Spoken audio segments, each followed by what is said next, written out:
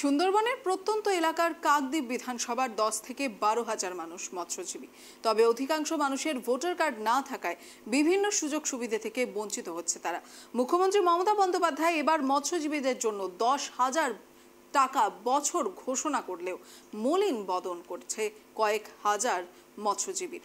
বিশেষ করে কাকদ্বীপ সমুদ্র উপকূলবর্তী মৎস্যজীবীদের তৈরি হাড়বারে মাছের শুকনো করার দায়িত্বে থাকা কয়েক হাজার মহিলা ও পুরুষদের। দক্ষিণ 24 পরগনা জেলার কাকদ্বীপ বিধানসভার হারবার এলাকায় এই হারবার মুখ্যমন্ত্রী মমতা বন্দ্যোপাধ্যায়ের উদ্যোগে তৈরি হয়েছিল এবং প্রাক্তন সুন্দরবন উন্নয়ন মন্ত্রী মন্টুরাম পাগিরা বর্তমানের বিধায়কের উদ্যোগে হারবার তৈরি হয়েছিল। কিন্তু হারবার তৈরি হয়ে এলাকার মানুষরা কি সুখে রয়েছে? কাজকর্ম কি তারা পাচ্ছে? এটা নিয়ে কিন্তু প্রশ্ন তুলেছে এলাকার মানুষজন।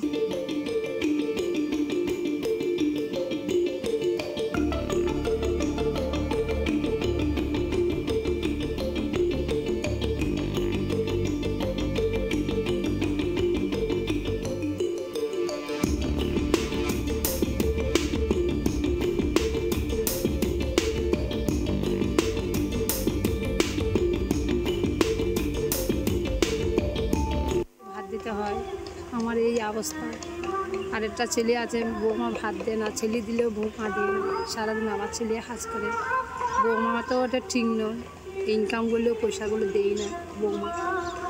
তারপরে আমি কি করব, এই কাজটা করি সারাদিন করি, রাতে ঘরে যাই 8-9টা বাজে।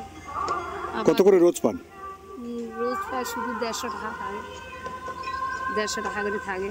একটা ঘরের জন্যও পাইলাম না, আজ যা তুয়ান হয়েছে কোনো একটা কিছু পাইলাম না। গাছ বেচারা সব ভাঙিয়েছে, ঘর দুয়ার ভাঙিয়েছে। আর যা 2 দোকানে সারাই গড়ি রয়েছি। খাটতে হবে, খেতে হবে। ঘরে অসুস্থ লোক শুয়ে পড়ে আছে, দেখার মতন লোক নেই। অফ সাইডে বাড়ি, গাড়ি রাস্তার ধারে, জায়গা জমি চাষবাস নেই। গতরে খাললে খাবার, এই শুকর কাজ করলে চলে, নদীতে মিন ধরলেও চলে। এইরকম করে আমাদের চলে সংসার। এই যে বয়স হয়েছে, এত ঈদে কাজ করছেন আমরা, ছেলে টেলে?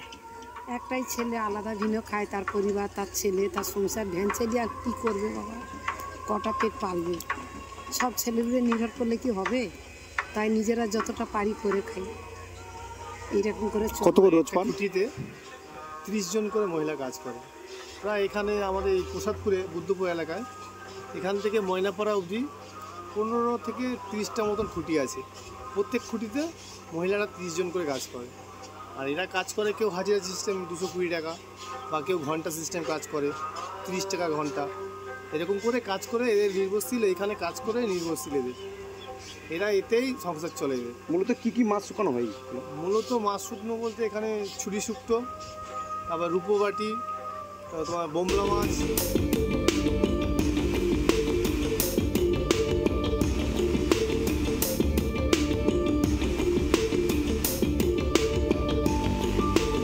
মানুষ যারা এখানে প্রায় কয়েক শতাধিক মহিলা এবং পুরুষ মৎস্যজীবী এই শুকনো মাছ অর্থাৎ শুটকি মাছের কারবার করেন এবং এই হারবারে যারা মালিক রয়েছে তাদের কাছে কখনো ঘন্টায় 50 টাকা, কখনো 100 টাকা হিসাবে কাজ করতে থাকেন।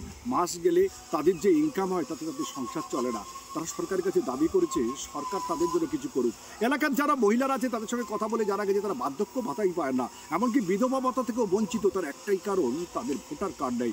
আধার কার্ড থাকলেও ভোটার কার্ড পাচ্ছে না, তাই তারা কিন্তু পয়সা করেই পাচ্ছে না। তবে অনেকে আবার দাবি করেছে 100 দিনের কাজে যে তারা জব কার্ডে কাজ করেছিলেন সে টাকা এখনো পর্যন্ত পায়নি। তবে টাকা মুখ্যমন্ত্রী মমতা বন্দ্যোপাধ্যায় ইতিমধ্যে ঘোষণা করেছেন মার্চে পাবে। তবে মার্চে যদি পায় কিছুটা সুরা হবে বলে মনে করছে এলাকার মানুষ। কিন্তু কষ্টের জীবন তাদের, সেই কষ্ট করেই কাটতে হচ্ছে এই হারবারে, প্রতিদিনই মাছ সংগ্রহ করতে হচ্ছে।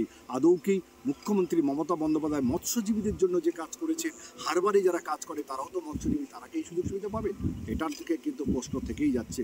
দক্ষিণ 24 পরগনা থেকে গোপাল শীলের রিপোর্ট, ট্রাইব টিভি।